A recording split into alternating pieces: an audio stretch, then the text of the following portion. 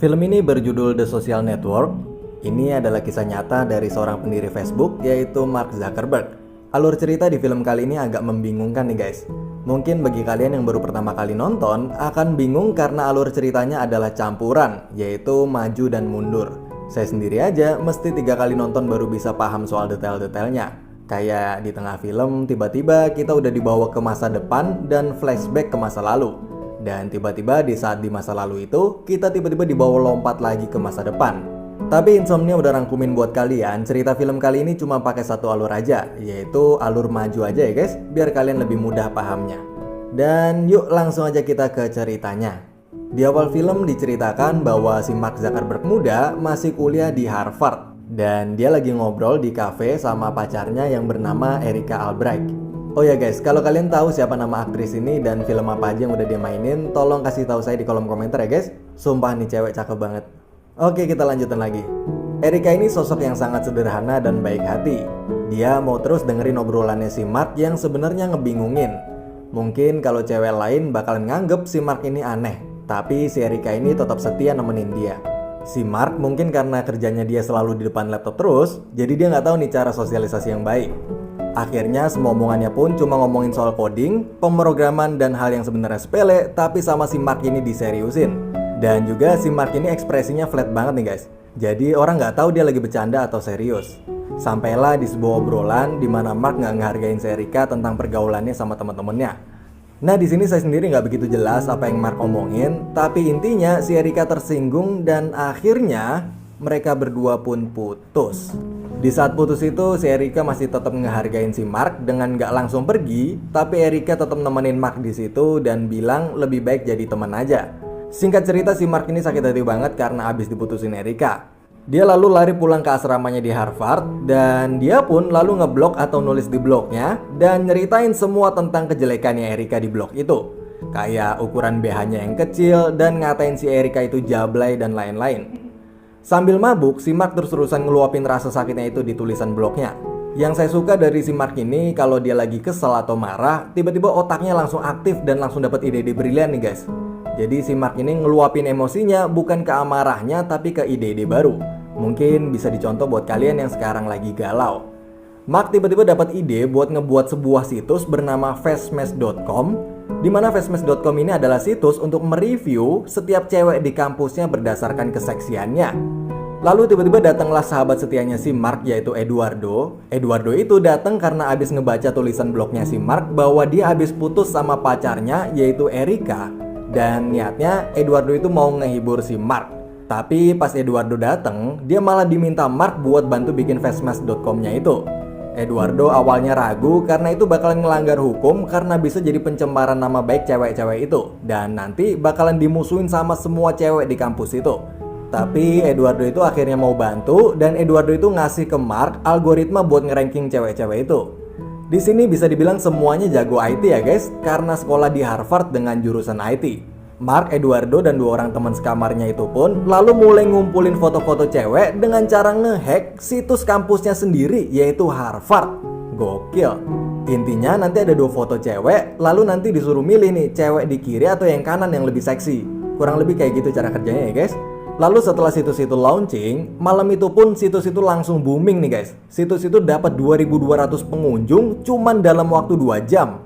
Seisi kampus pun heboh dan cowok-cowok di sana seru banget milih-milihin foto-foto setiap cewek di situs itu. Lalu sampailah di mana si Erika, yaitu mantan pacarnya si Mark itu, ngebaca tulisan blognya si Mark. Dan dia pun akhirnya nangis ngebaca tulisan Mark yang ngejelek-jelekin dia itu. Dan malam itu hampir semua orang jadi ngeledekin si Erika juga. Cewek-cewek lain pun juga ikut marah ke Mark karena situs fastmess-nya itu yang dinilai ngerendahin mereka. Akhirnya setelah malam itu si Mark jadi dimusuhin sama seluruh cewek di kampus Harvard. Mark pun kemudian dipanggil ke kantor Harvard buat sidang karena udah ngehack situs Harvard itu. Tapi di sidang itu, Mark bukannya minta maaf tapi justru malah bangga karena dia berhasil ngehack situs sekelas Harvard. Mark bilang bahwa berkat dia, sekarang Harvard jadi tahu bahwa situs mereka ternyata nggak aman dan harusnya Mark dapat penghargaan.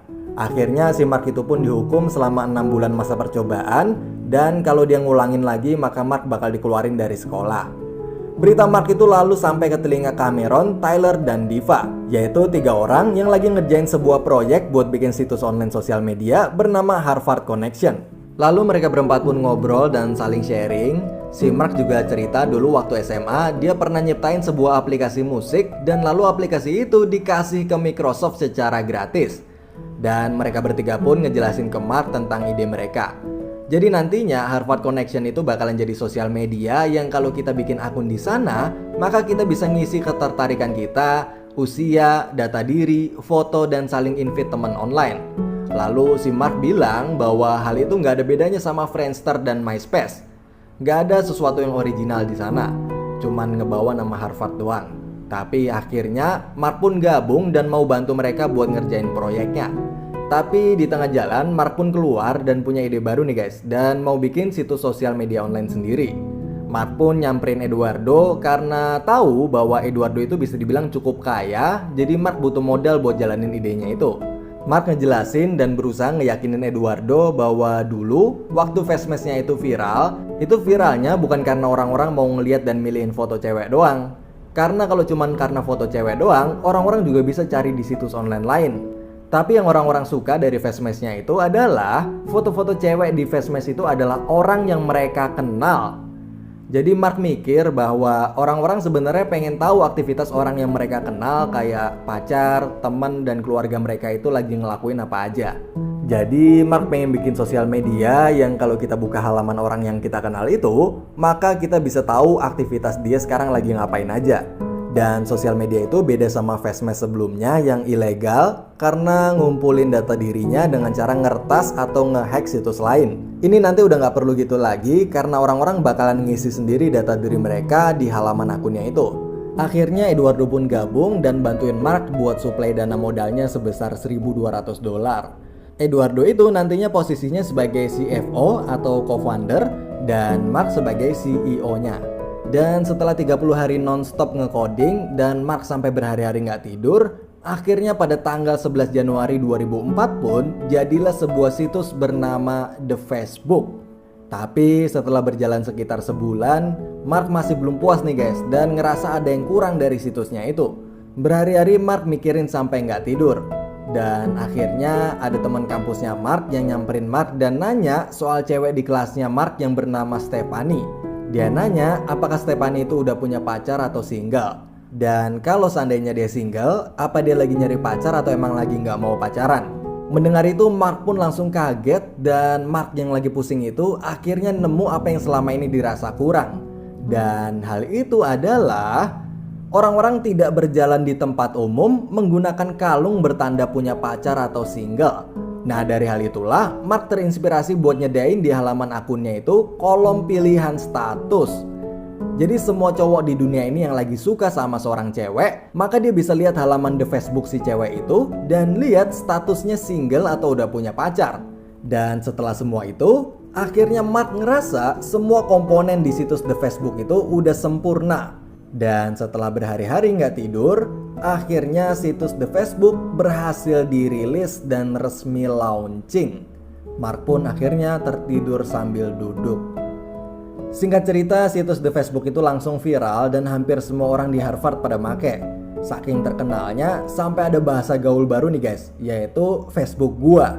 Kalau dulu orang yang baru kenalan bilang SMS gua ya atau email gua ya gitu. Nah sekarang orang-orang pada bilang Facebook gua ya gitu. Jadi ada bahasa baru nih di sana. Dan Mark sama Eduardo pun jadi terkenal dan setiap di jalan atau di suatu acara selalu ada orang yang nyapa mereka berdua dan bilang bahwa mereka ngefans. Dan ada 2 orang cewek yang agresif banget dan saking ngefansnya tuh cewek 2 sampai maksa mereka berdua ke toilet buat. Oke, lalu di sebuah restoran Mark gak sengaja ngelihat mantan pacarnya yaitu si Erika. Dan Mark pun nyapa dia buat minta maaf karena tulisannya dulu di blog yang udah jelek-jelekin dia. Tapi Erika itu udah bener-bener sakit hati banget dan gak mau ngelihat mukanya si Mark lagi. Seberapapun terkenalnya Mark sekarang, Erika udah gak peduli lagi. Akhirnya Mark pun pulang dengan penuh rasa penyesalan.